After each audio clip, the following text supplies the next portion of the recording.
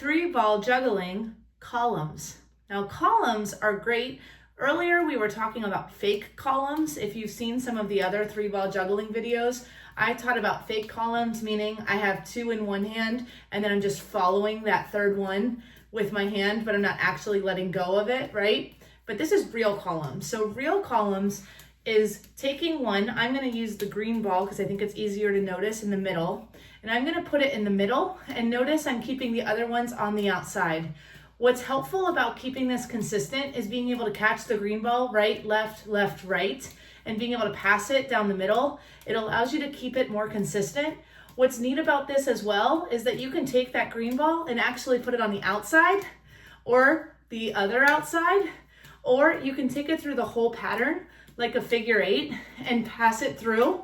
And that's a really fun way to just have one ball kind of bounce throughout the pattern while the other 2 are consistently through there. So it's just kind of a way to keep it a little bit different level. And that is 3-ball juggling with columns. Remember, what you are doing is amazing. Keep it up.